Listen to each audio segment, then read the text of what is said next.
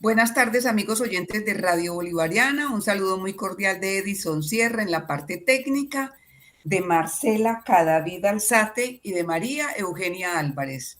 Bienvenidos al programa del Dicho al Hecho. Hoy vamos a hablar de un tema que nos apasiona, nos encanta y que nosotros los antioqueños pues tenemos en vivo, porque ahí está la historia de muchos de nuestros ancestros, aquí en Antioquia y en otras partes del país, en el eje cafetero. Vamos a hablar exactamente de arriería y fondas en las colonizaciones del siglo XIX. Y nos acompañan en el programa hoy los siguientes historiadores, que son el licenciado en Ciencias Sociales y especialista en Educación, Álvaro Camargo Bonilla. Él es miembro de la Academia de Historia del Quindío. También me acompaña Roberto Restrepo Ramírez. Él es antropólogo, especialista en gerencia y gestión cultural, es vigía del patrimonio cultural y también es de la Casa de los Abuelos. Tan bonito que suena Casa de los Abuelos, nos recordamos de los abuelos paisas. Pero hay uno de nuestros invitados que dice, al preguntarle de dónde soy yo, de dónde era él, y llega y me dice algo muy bonito. Soy boyaco, espere yo encuentro, boyaco santanderiano con barriga antioqueño, de antioqueño. Ahorita profesor nos cuenta que lo de esta parte suya, pues boyaco santanderiano con barriga antioqueña. Bueno, son los profesores que les acabo de mencionar. Con ellos y ustedes, amables oyentes, vamos a hablar de tema arriería. Yo sé que a muchos de nuestros oyentes les gusta. Arriería y fondas en el camino en colonizaciones del siglo XIX. Profesor Roberto, ¿cómo está usted? Profesor Roberto, ¿cómo me le va? Buenas tardes. Muy contento de estar con la audiencia y además tratando este tema tan interesante que, como usted lo ha notado esta tarde, es apasionante. No solamente nos apasiona a los antropólogos, sino a todos los investigadores de todas las profesiones y, por supuesto, a los historiadores, aunque se lamentan mucho los que han escrito sobre arriería o los que pretenden escribir sobre arriería, que no se ha ahondado, no se ha profundizado en ese tema. Por ejemplo, no hay una novela de la arriería, aunque hay algún esbozo. Por ejemplo, recordamos en el Quindío el río corre hacia atrás de Baena, y también otros aspectos que se han tocado levemente en obras de caldenses, de quindianos y por supuesto de antioqueños. O sea que este es un tema inagotable, es un tema que todos los días nos va a interesar, sobre todo cuando abordamos historias de arrieros, porque cada municipio, desde Antioquia hasta Caicedonia, hasta Alcalá e incluso más abajo del norte del valle, tiene la historia personal y fantasiosa de un arriero. La mayoría de ellos ya murieron, sin embargo, se conservan sus historias. Bueno, gracias, profesor Roberto. También está con nosotros, amables oyentes, como les decía, el profesor Álvaro Camargo Bonilla. Profesor, muy buena tarde, bienvenido. Usted es el boyacense, santanderiano y antioqueño con barrigón.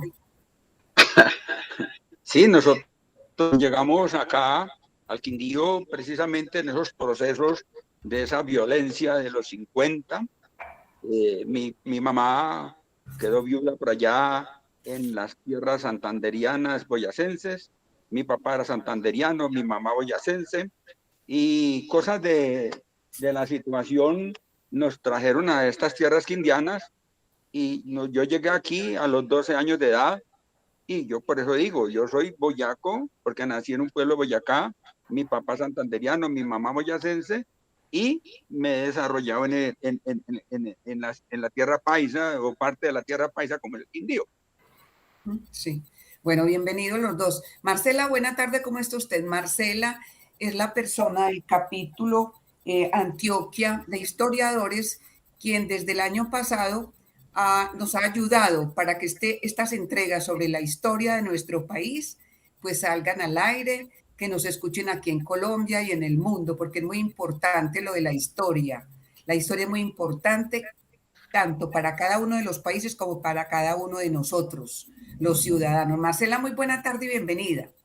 Buenas tardes, profesora. Muchas gracias por el espacio y desde la asociación le agradecemos mucho este ratico que vamos a pasar. Bueno, la arriería. A ver, yo quiero arrancar con algo. Inicios de la arriería en tierras de Antioquia. ¿Quién quiere comenzar? ¿Profesor Roberto o profesor Álvaro? Arriería, tan bonito. Nos imaginamos ahí la bestia con el señor, el campesino de sombrero, el café atrás, los bultos de café o de leña. ¿Quién quiere arrancar con esto de los inicios de la arriería en tierras de Antioquia? Bueno, sí, esa es una imagen idílica que encontramos no solo en los textos, sino que también lo encontramos en la producción literaria, en todos los aspectos que los arrieros, algunos poetas, otros autodidactos, pero con mucho conocimiento sobre su entorno, producían. Y entonces esa es la imagen que nos han transmitido y es una imagen mágica muy bella, que indudablemente nació en Antioquia y se vino con los antioqueños, se vino con nuestros abuelos, se vino con nuestros ancestros. Por ejemplo, mis ancestros son de El Retiro, Antioquia, y son de Marinilla, y algunos de ellos llegaron luego a Pácora, y de Pácora en gestas de arriería llegaron a Finlandia, Quindío, y entonces son 5 generaciones de arriería que recordamos nosotros con mucha gratitud, pero sobre todo hay que referirse a Antioquia. Por ejemplo, a mí me gusta mucho esta introducción de Arturo Escobar Uribe, que es uno de los autores que más habla sobre la arriería, cuando se refiere a lo que significa la arriería en Antioquia. Él dice tácitamente, la arriería fue en su tiempo más que una institución, fue una hermandad a la cual se pertenecía por derecho de capacidad, de valor o de primogenitura. Y es esencialmente eso, la arriería. Yo le añadiría que fue y es todavía una vivencia permanente, porque uno escucha a los arrieros que hoy tienen 70, 80 años, y ellos no dejan de hablar de sus padres y también de sus abuelos que fueron arrieros, y entonces es una vocación que permanece en ellos y es un recuerdo permanente de lo que fueron las gestas de arriería de sus antepasados, en las cuales ellos aprendieron, en los cuales ellos se criaron, se levantaron. Y también ocurre lo mismo con los hijos de arrieros que no se dedicaron a la arriería, pero que tuvieron la oportunidad de estudiar. Por ejemplo, hoy nos vamos a referir a un libro muy interesante que se basó en la producción que guardó un médico de Manizales llamado Félix Henao Toro, y quien fue hijo de arriero y también nieto de arriero, y entonces él nos muestra a través de sus letras, a través de sus relatos, que fueron los momentos más felices de su infancia, hasta que llegó el momento en que él como médico fue a formarse, pero nunca, nunca después de salir de la universidad se olvidó de su pasado arriero a través de sus padres y sus abuelos. Entonces Antioquia se vino a estas tierras en la época de la colonización, en la gesta del siglo XIX, trayéndonos esta herencia y trayéndonos todos estos elementos que hoy con mucho cariño recordamos y que de alguna manera hay que abordar en esta intervención. O sea, el inicio en Antioquia es prácticamente el inicio de una actividad que le dio mucho sentido a la construcción de este país, o por lo menos de la parte central de este país, la que nosotros habitamos en este momento, y que en su momento se llamó el Viejo Caldas, y que hoy está escindido en 3 departamentos que son Caldas, Risaralda y Quindío.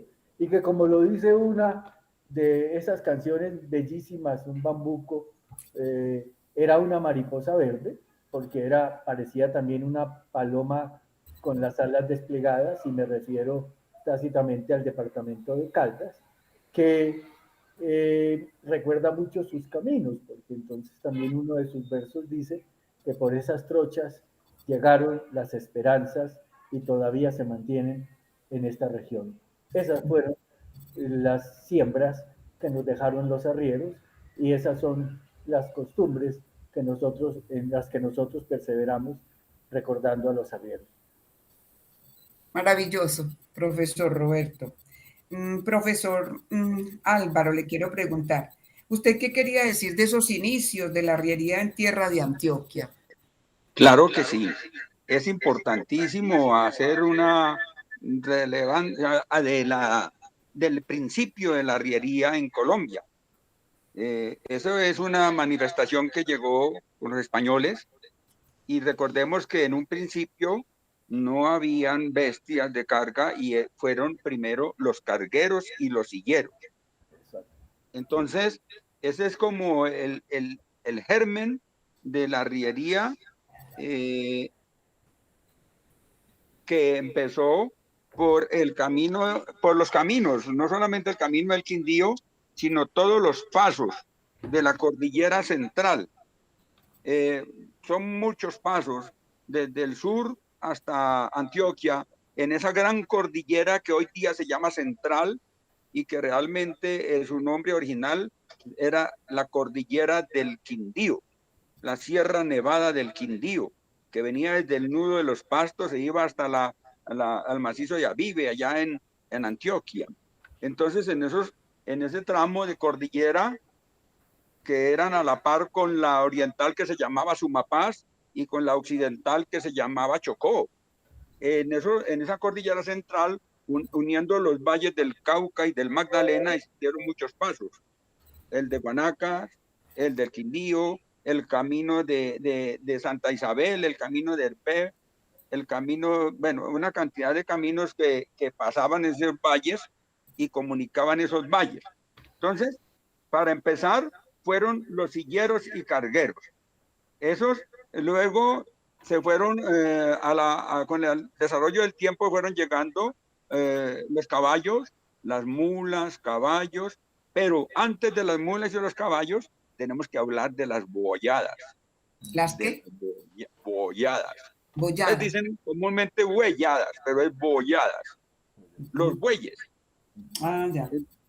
Las boyadas. Entonces, se prefirieron primero estos animales, los bueyes, por su resistencia, por su capacidad de carga, y por el camino del Quindío se transportaba a bueyes, que Humboldt los recuerda, y que inclusive Humboldt en 1801 pasó con bueyes y con mulas, pero en los bueyes iban los aparatos de precisión, por su seguridad de transporte.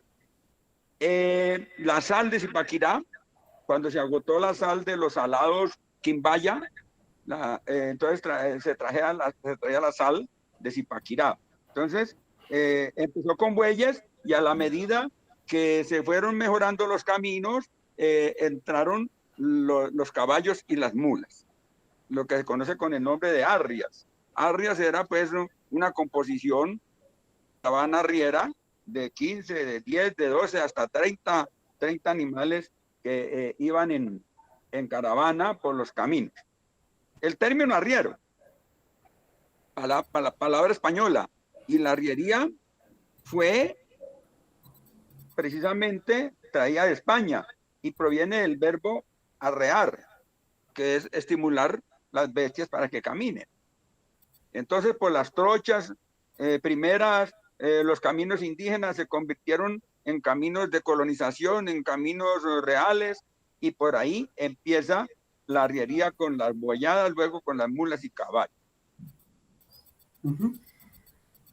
Exacto, profe. A mí me gustaría que ampliáramos un poquito esa respuesta, y es con las condiciones históricas de la arriería. ¿Cómo se conformaron?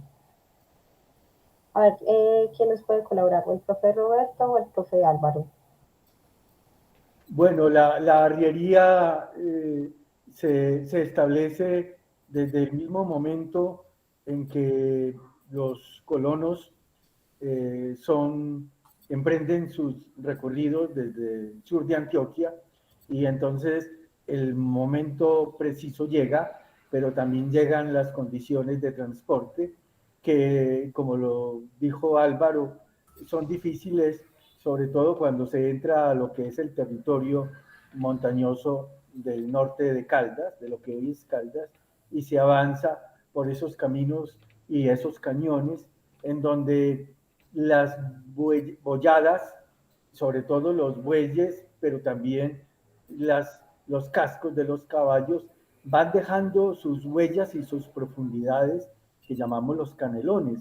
Entonces, estos caminos que hay que anotar fueron antes los caminos prehispánicos, o sea, fueron los caminos indígenas, son nuevamente recorridos por una cantidad de personas que se vienen con toda su familia y que se vienen con todos sus aparejos y que vienen con todas sus cargas y todas sus esperanzas en los caballos, en los bueyes, y van haciendo camino y van profundizándolo hasta llegar a los pueblos del norte de Caldas primero y luego fundar en los que hoy vivimos nosotros, que son los pueblos del Quindío, de Risaralda y del norte del valle.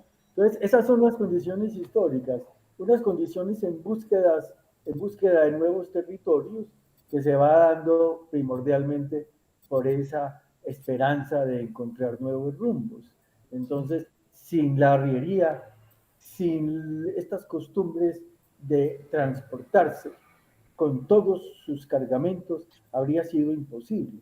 Todas las historias del inicio de estas poblaciones del eje cafetero tienen que ver con esas historias familiares en las que llegaron los niños en los canastitos al lado y lado del caballo o sencillamente todo mundo o caminando o llevando algo de su cargamento a cuestas, pero esencialmente gracias a estos animales se dio entonces ese paso. Todas las crónicas del Camino del Quindío, absolutamente todas las crónicas de la fundación de pueblos de finales del siglo XIX y de principios del siglo XX tienen que ver, sin mencionar a veces que son arrieros, tienen que ver con este transporte, que es esencialmente el que va construyendo esta región hasta que llega su ocaso, hasta que llega su fin, que es en la época de los años 30, cuando esta máquina rugiente que es el ferrocarril, entonces entierra todas las esperanzas de los arrieros y entonces allí empieza el declinar de esta actividad. Pero indudablemente son unas condiciones históricas relacionadas con el proceso de fundación de estos pueblos, pero también con el establecimiento de las fondas o de los tambos y de las posadas, porque fue alrededor de muchas de estas fondas, tambos o posadas que se dieron fundaciones de pueblos, como por ejemplo ocurrió en el Quindío con una población que acaba de cumplir 100 años de vida administrativa que se llama Quimbaya. Muchas otras nacieron alrededor de las fondas. Pueblos, qué bonita esa historia que no la conocíamos a propósito de lo que usted nos dice de las posadas. Qué bonito, profesor Roberto, saber que a partir de ahí empezaron las posadas y que todavía existen algunas posadas, pero ya como para turismo. Qué tan interesante. A ver, profesor Álvaro, hablemos de historias humanas de arrieros del antiguo Caldas. Bueno, realmente en ese tema no tengo como el bagaje concreto, pero sí podríamos hablar de la conformación de una caravana arriera, del atuendo del arriero, podríamos hablar de algunos términos arrieros que en fin, nos ayudarían a clarificar lo que fue esa manifestación cultural. Sí, señor. Entonces, tenemos que hablar que eso era toda una empresa. Empezaba con un señor que era el dueño el dueño de las recuas, el dueño de los animales, lo llamaban el dueño, un comerciante generalmente muy pudiente, de clase alta, quien contrataba a los arrieros, fijaba los itinerarios y que debían hacerse, ¿cierto? De ahí pasaba otro señor en segundo línea de mando, que era el caporal. El caporal era aquella persona que estaba al mando del arria, de las arrias, de la arriería, de los arrieros. Entonces, su cargo estaban todos los arrieros, estaban los animales que se utilizaran bien en el viaje, y ese señor siempre era un arriero también, igual, pero con mucha trayectoria en el oficio, y que hacía las veces de capataz o mayoral en la mulada. El arriero es una persona que trabajaba en ese oficio, arriar mulas, caballos, burros, bueyes, siempre caminando a pie en medio de las cabalgaduras. Venía la mulada, que era una mulada o recua, pues era una composición de 20 y 50 mulas, unas con carga, otras de repuesto, que llamaban de remuda o remudas, varios caballos cargueros con el bastimento, ahí vamos hablando de términos, ¿no? El bastimento.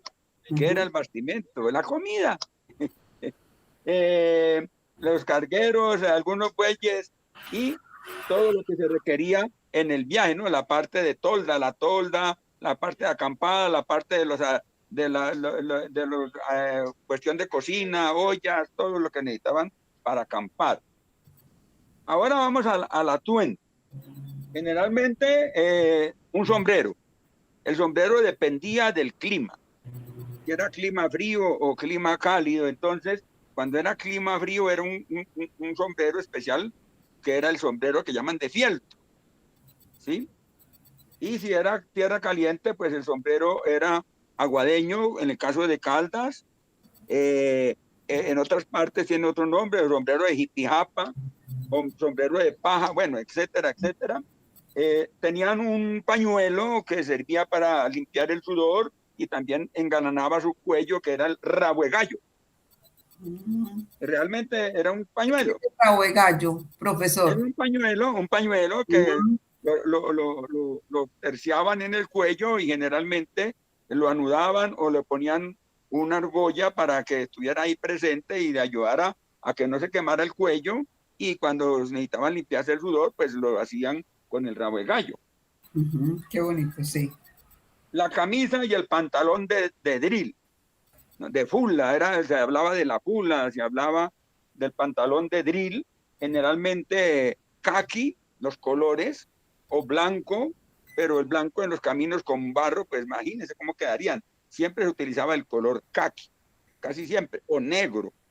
La camisa con hombreras, con buenos bolsillos, el pantalón se remangaba más o menos unos 5-10 centímetros por encima del empeine, y la peinilla o el machete, que no podía faltar, el zurriago, las alpargatas, etcétera, etcétera. Entonces vamos a mirar, por ejemplo, la mulera, pues la mulera le decían también la pecadora. ¿Por qué? Porque en la mulera pues aprovechaban en sus momentos de romance por ahí, fortuitos en los caminos, era la que surtía las necesidades de esos momentos. No desaprovechaban el tiempo en ese sentido, profesores. Eso está bien. Sí, ¿qué más? La mulera y qué más. Sí, la pecadora. La mulera también tenía otra función, y era para tapar las mulas cuando decían que la mula era pajarera. La mula pajarera era aquella que se alertaba por cualquier cosa y brincaba o tumbaba la carga. Entonces, para poderla cargar, la tenían que tapar, y para eso usaban la tapaban los ojos, y por el hueco le ponían las orejas ahí, quedaba tapada, y era la forma de cargar las mulas como con problemas. Sí. ¿Sí? También en la tierra fría, y para el frío, además de la mulera, cargaban la ruana, ¿no? Aquí en este caso del Caldas sería de Marulanda, ¿cómo se llama? La ruana de Marulanda, es muy famosa. a cuadros de un solo color de lana virgen, que era la más cara. La mulera o la ruana tenía un tipo, las dimensiones de un poncho más grande. Luego también se utilizó el poncho de tela más fresca, de forma cuadrada o rectangular, para protegerse del frío, todos estos elementos. También vamos a una prenda importantísima, le decían delantal, le decían tapapinche. El idioma indígena era paruma, la paruma. Ese viene de los indios, que era digamos, el taparrabo, como de alguna manera, pero el término correcto era paruma. Paruma. Y los arrieros pero tenían el pantalón de drill blanco o caqui. Eso sí es cierto. Que los clientes les quede muy claro que a pesar, porque vemos paruma y pensamos los indígenas, como usted nos dijo, pero tenían pantalón encima, por debajo. Sí, claro. Sí. Pero precisamente la paruma, tapapiche o delantal tenía también otra función. Ellos cuando iban con 20, 50 animales y tenían necesidad de orinar en el camino, no podían parar porque se amontonaban las mulas, tumbaban la carga. Entonces ellos levantaban el tapapinche y hacían la micción caminando. Por eso decían, caminando, miando, ando. Caminando, miando, ando. Bueno, genial. ¿Y eso servía de abono o no, profesor? Pues me imagino que quedaba en los caminos, ¿no? Sí. Entonces, el sombrero ya lo vimos, el tradicional aguadeño, que se hace en Aguadas, también hay en otras partes de Colombia, que son muy buenos, y es que recuerden, el sombrero Panamá es colombiano y se hizo para los obreros del Canal de Panamá, y se hizo en Sandoná, el famoso sombrero de Sandoná, que luego pasó a Suazahuila, que se llama o se conoce con el nombre de sombrero suaceño, y luego pasa la tradición y llega por estas tierras y llega a Aguadas, que toma el nombre de sombrero aguadeño. Tenemos el surriago, el arriador, ¿sí? El látigo, que realmente no era utilizable para pegarle a las bestias, no, a los animales no le pegaban. Ellos utilizaban ese arriador para azuzar, estimular a la mula para que caminara. ¿Con qué? Tenía lo que llaman una guaraca. La guaraca es como un cuero que va unido al arriador o al surriago, y le ponían una punta de fique y lo mojaban. Y entonces tenían una forma muy peculiar de hacer sonar, que sonaba como un balazo, al hacerlo contra el suelo, un movimiento. Entonces la bestia reaccionaba y caminaba. Pero eso sí hay que hacer claridad, que el arriero nunca le pegaba a las mulas. Sí. El machete. O peinilla, ¿cierto? O peinilla o machete, ese machete o peinilla, que eso era un punto de identidad del arriero, de la categoría del arriero. Hablamos de la macheta tres canales, la corneta, hablamos de su funda que tenía que ser con unas características especiales. Por ejemplo, hablaban de 24 ramales, de todo eso. Era toda una parafernalia unida a esa situación de la macheta, de 18 pulgadas, llamada tres canales, bueno, de muchas marcas que se usaba. El carriel, dicen que viene de carry es como maleta, creo que es un término que significa algo que se carga. El carriel, sobre todo, es en la parte antioqueña, de 9 bolsillos, 3 secretas. Se cargaban muchas cosas. Era inicialmente de pelo de nutria o de pelo de tigre. Eso pues ya ha cambiado porque pues sería antiecológico esa situación. Se fue. ¿Aló? ¿Qué más cargaban en él? ¿Qué más cargaban en el carriel? Ya vamos a mirar qué cargaban en el carriel. Es que se fue la imagen. Ya vimos el rabo de gallo, ya vimos... No cargaban aguardiente ahí, profesor. Cargaban muchas cosas, ya les voy a decir varias cosas, sobre todo que tienen que ver con su religiosidad, con su vida familiar, con su vida, digámoslo así, sentimental. Vamos a ver el contenido del arriero. Entonces, el arriero llevaba una barbera en el carriel. La barbera con el brochecito, el hisopo, digámoslo así, un hisopo para untarse el jabón de tierra en la cara y luego con la barbera proceder a la afeitada, porque ellos eran muy orgullosos y al llegar a los pueblos o a las fondas o a los tambos, ellos se preparaban muy bien en la parte de su presentación personal. Cargaban plata, la plata de los encargos, la plata que necesitaban para los gastos de viaje, cargaban un peine de cacho, hecho con cacho para peinar su cabello, y un espejo con tapa que le servía para el efecto de peinarse, el efecto de afeitarse. Cargaban también un farolito con una velita, generalmente una vela de cebo, un farolito pequeño donde introducían la vela para que no la apagara el viento y se alumbraran en el camino o en los sitios de toldada, donde toldaban, donde ellos pasaban la noche. Las velas de cebo, ellos cargaban un recipiente en guadua o guaduilla o caña de Castilla, donde guardaban la vela de cebo para prenderla por la noche. Eso sí, como buenos antioqueños, como buenos de herencia española, eran tahúres. Entonces, cargaban los dados cargados y la baraja española para jugar en las noches de toldada, en las noches de pernoctada. También ellos tenían un bolsillo secreto donde cargaban la correspondencia, tanto de comercio, de trabajo, como la de que le mandaban sus amadas, sus esposas. Cargaban también un mechón de pelo de la novia. Lo guardaban atadito con una cinta roja y la escondían también en una de las secretas, junto con las cartas de amor que ellos cargaban de sus novias. Ellos eran supersticiosos y cargaban también remedios caseros rápidos, ¿no? La leche de sando. La leche de sando era para curar el polvillo de los cascos de las bestias en las inflamaciones, era como una pomada que cargaban. Esa era una de las cosas. Cargaban 2 agujas, una de arria y una capotera. La capotera era pequeña para coser las alpargatas, coser la ropa, y la de arria era una grande para efectos de tapar los empaques, los costales, ¿no? Pues si se rompía. Y cargaban una navaja que llamaban picueloro o capadora.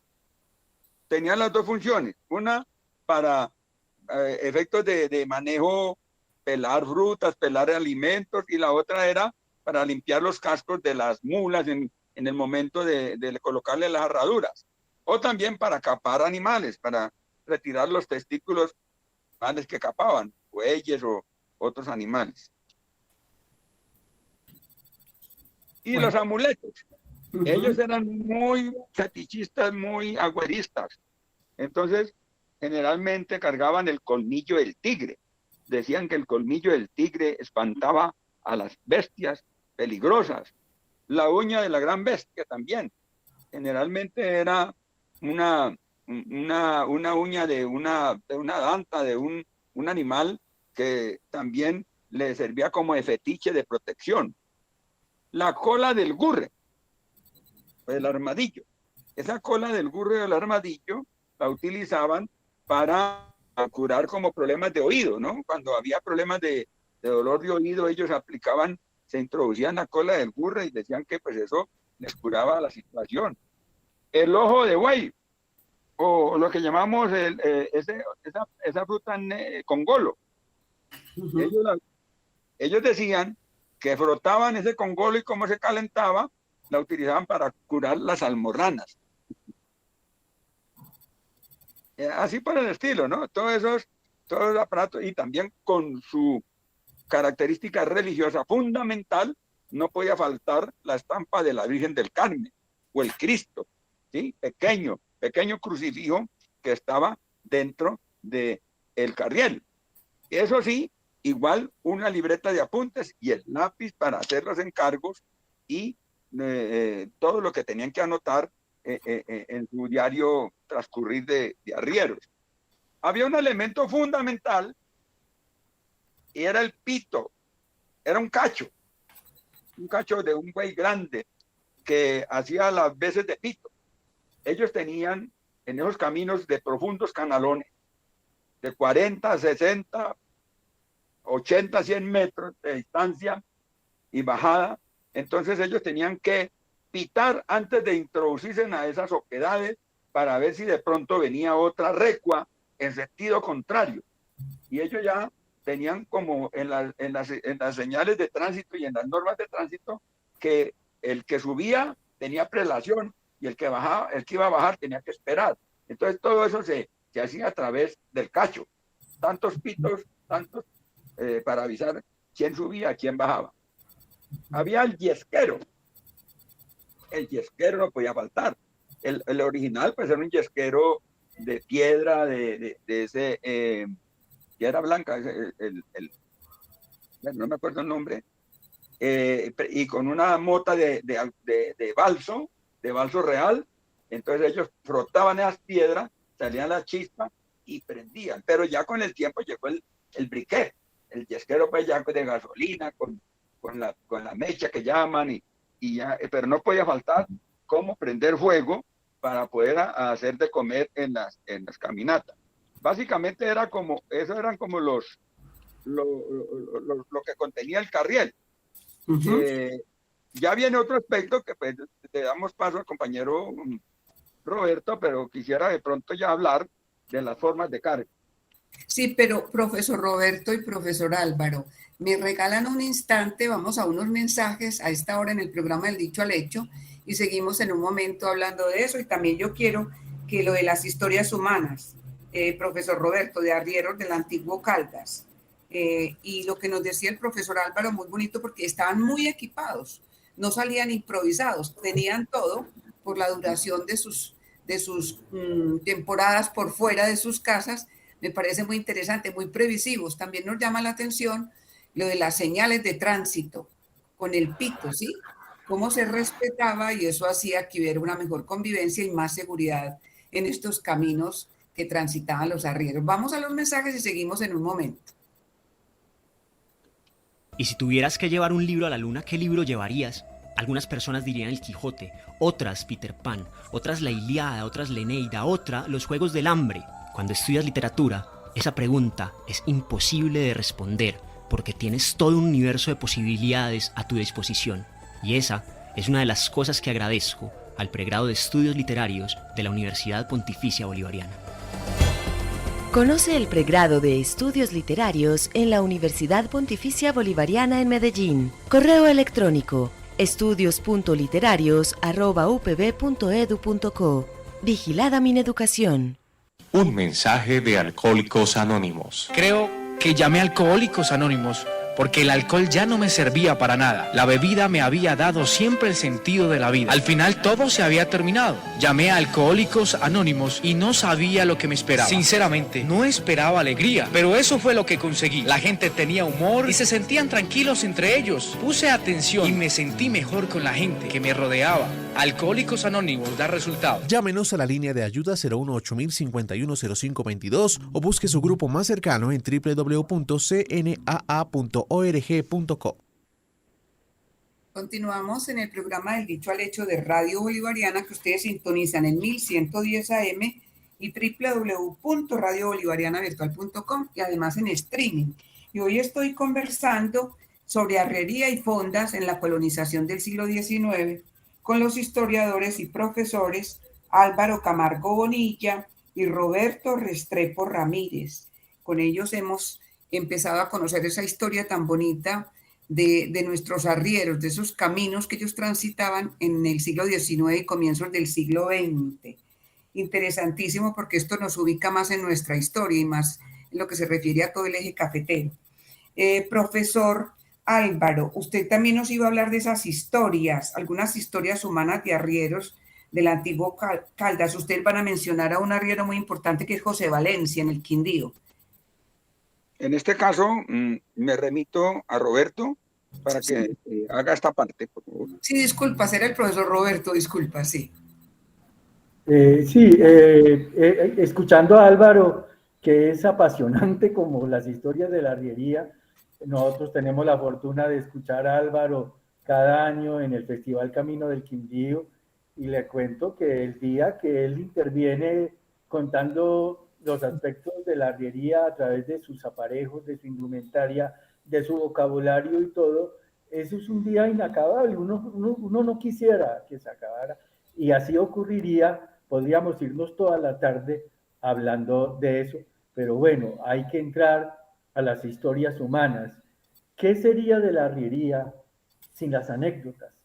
¿Qué sería de la arriería sin las historias de estos forjadores de progreso en todo el territorio nacional, como fueron los arrieros, que entre otras cosas murieron tristes y desconocidos? Entonces, se generaron una cantidad de historias de arriería que apenas están por contarse. Apenas algunas han quedado impresas en estas escasas obras que cuentan las historias. Por ejemplo, hay que recordar en la historia, y eso no lo conocemos mucho, a quienes fueron los arrieros tal vez más importantes de Antioquia. Allá en los antioqueños recuerdan a José María Sierra, el famoso Pepe Sierra, a quien apellidaban también el Becerro de Oro, o le decían el campesino millonario. Pero también se recuerda a don Marco Restrepo, a quien apodaban el rey de la leña, y a uno muy famoso, muy simpático, que hizo la historia de Antioquia, que se llamaba Carlos Coriolano Amador. De allí viene precisamente el Paseo Amador. Y también otros en cada municipio de la colonización, desde el norte de Caldas hasta el Quindío, tienen un sitial en la historia de sus municipalidades. Pero también hay que hablar, y de eso poco a poco se refieren los investigadores, a los arrieros de cuestión nacional, o los arrieros que pertenecieron a otros ámbitos, como por ejemplo el presidencial. Se reconoce que Aquileo Parra fue uno de los arrieros del general Francisco de Paula Santander, y sin embargo Aquileo Parra llegó a ser presidente de Colombia. Pero también se habla de los caporales, de los más famosos caporales de todas las municipalidades. Por ejemplo, siempre se le ha dado trascendencia e historia al arriero, pero poco se habla del sangrero y poco se habla del caporal. Los caporales siempre ocupaban un lugar secundario, sin embargo son recordados en cada uno de los municipios. Por ejemplo, en Salamina se recuerdan mucho a Pablo Villegas, a Pedro Luis Álvarez, a José Manuel González y a Gregorio Gallego. Tanto que hacen parte de la historia generalizada de esta población de Caldas. Pero hay otro aspecto que interesa, y de eso tampoco se habla: mujeres arrieras. Se tiene la impresión de que no, hoy hay mujeres arrieras que acompañan generalmente a sus padres arrieros en estas gestas. Por ejemplo, las más famosas a nivel americano se conocieron como Catalina de Erauso, conocida en México como la monja Alférez, pero también se habla de Eulogia Villagrana Vicencio, y una muy interesante en nuestro medio que se llamaba Teresa la Arriera, así simplemente.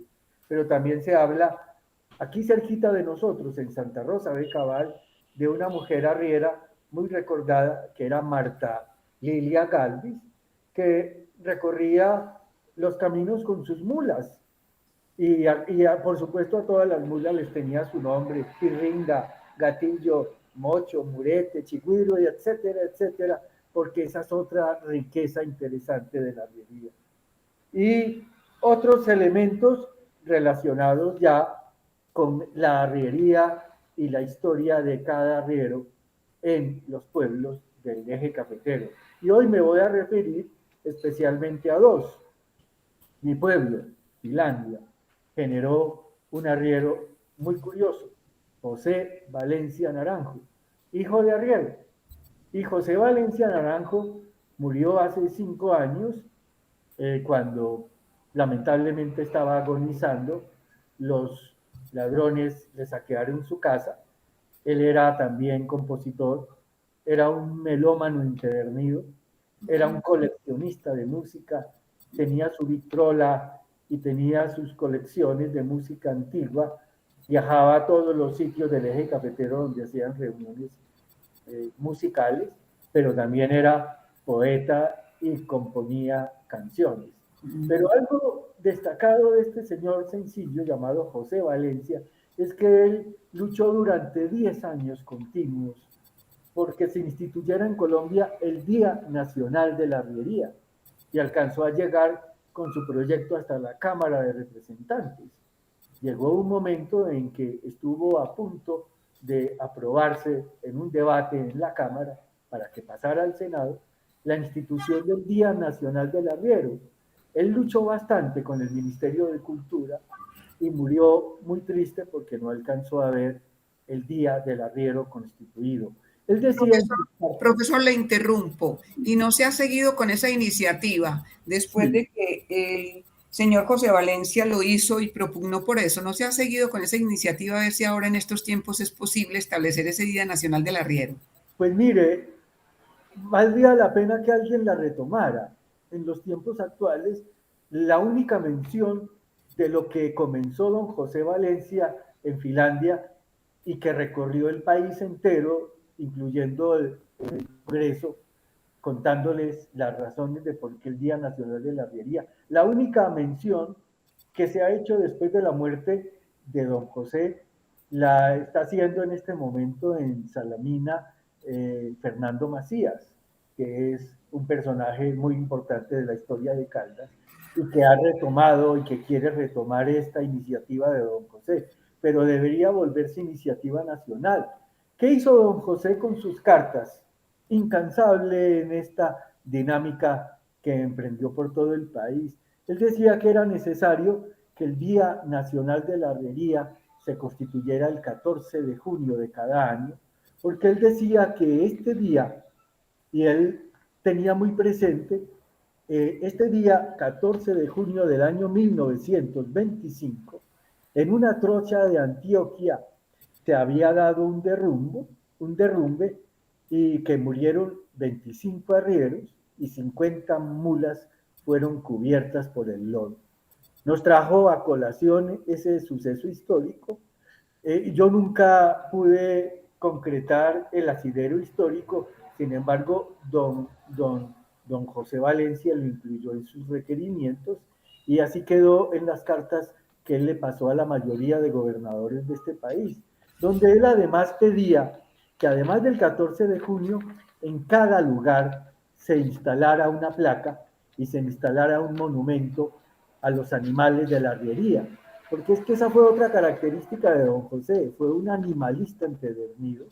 Él hablaba de lo importante que fueron para la arriería y para el reconocimiento nacional la mula, el caballo y el burro, sin dejar, por supuesto, de darle importancia al gallo, al perro y a otros animales, sobre todo el gallo, porque él decía que el gallo era el despertador del arriero y que era un animal predominante, que además tenía todo un bagaje de leyenda mitológico que debían tener en cuenta. Entonces él siempre hizo la solicitud a los gobernadores y a los alcaldes que además del Día Nacional del Arriero, se hiciera una celebración y sobre todo un monumento a estos animales. Eso tampoco se concretó. Únicamente después de su muerte, Finlandia, mi tierra, de donde don José era oriundo, instaló una placa sencilla en el mirador Colina Iluminada, que a propósito, pues, después de su muerte, se cristalizó. Sin embargo, con un sabor agridulce, porque yo no quise asistir a esa instalación, yo me resistí a asistir, siempre pensé que había sido muy tarde este reconocimiento, porque en esta placa decía don José debían quedar todos los nombres de los arrieros que se destacaron en el panorama de cada municipio. O sea, allí hay 3 propuestas que sería muy interesante que algún investigador en Colombia o algún personaje las retomara. El Día Nacional de la Arriería, el 14 de junio, la placa de los arrieros en cada municipio y el monumento a los animales de la arriería.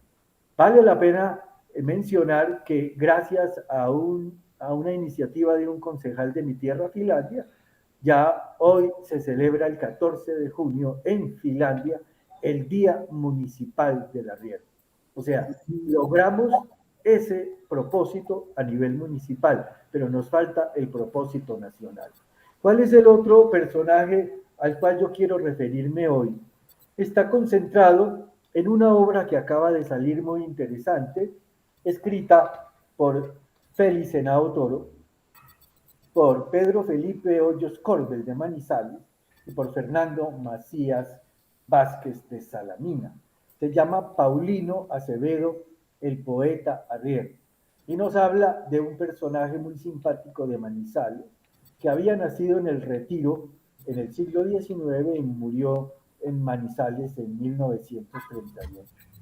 Gracias a un archivo histórico que conservaron una familia de Manizales muy prestigiosa, los señores Rafael María Henao Ángel, Ramiro Henao Jaramillo y Rafael Henao Uribe, esos documentos, esos poemas, esas producciones sencillas que sacaba don Paulino Acevedo, se conservaron, porque don Paulino Acevedo, entre otras cosas, no sabía leer y escribir, pero era un arriero muy inquieto que le leían los libros universales. Él entablaba diálogos con todo el mundo. Cuando llegaba alguien de la cultura a Manizales, él trataba de entrevistarse y logró sacar sus volantes que repartía en las plazas de mercado o que sencillamente vendía, y alguien le colaboraba en este propósito literario y publicitario a don Paulino Acevedo, hasta que entró en la historia de Caldas y hoy ha sido rescatada gracias a este libro. Es un libro maravilloso que hay que leer para descubrir y para mantener siempre vigente el espíritu humano de la arriería, algo de lo que ellos se han quejado. Yo no podré olvidar nunca podré olvidar el lamento de don José Valencia en Finlandia cuando me decía: mi doctor querido, yo voy a morir triste porque la Federación de Cafeteros, el Comité de Cafeteros, nunca nos hizo un reconocimiento a los arrieros de Colombia. Ellos nunca entendieron que el café llegó a Europa gracias a nosotros. Nosotros lo llevamos hasta los puertos del río Magdalena, y en el puerto del río Magdalena correspondiente, ese café se fue hasta Barranquilla, y de Barranquilla salió a Europa y salió a Estados Unidos. Pero a nosotros nunca nos reconoció eso la Federación de Cafeteros. Entonces, una lamentación que siempre se dio, no solamente en don José, sino en cada arriero de Colombia, que nunca fue estimulado. Esta es la oportunidad, tal vez, a partir de esta charla, que en muchos lugares del país se reivindique la memoria del arriero de este país. Ay, que bueno, ojalá este llamado que usted nos hace se haga una realidad. Y ya finalmente, profesor Roberto, porque esta historia tan genial, se ha terminado el tiempo. ¿Usted qué invitación nos hace a todos los antioqueños? No solamente en el departamento donde yo estoy, sino donde están ustedes, donde ustedes hacen historia con el registro de la arriería, esa manifestación cultural. Profesor Roberto. Pues que nos unamos nuevamente a nivel de encuentros, por ejemplo, que nos unamos nuevamente a nivel de escritos o a nivel de la continuación de estos foros y de estos programas, porque con Antioquia no solamente nos une la genética y el antepasado común, sino que nos une la arriería con todas sus manifestaciones. Nosotros tenemos dichos de arriería, y tenemos aspectos alimentarios de la arriería, como la mazamorra, como las mistelas y como cantidad de alimentos que nos llegaron de Antioquia que tenemos en nuestras costumbres alimentarias en el eje cafetero. Bueno, y doctor Álvaro, que nos unamos en ese propósito. Doctor Álvaro, ¿usted qué invitación nos hace a propósito? Ya vamos a terminar, Edison. A propósito de esta historia de los arrieros, de esta manifestación cultural, que hay que reconocer la importancia que ha tenido para nuestro país.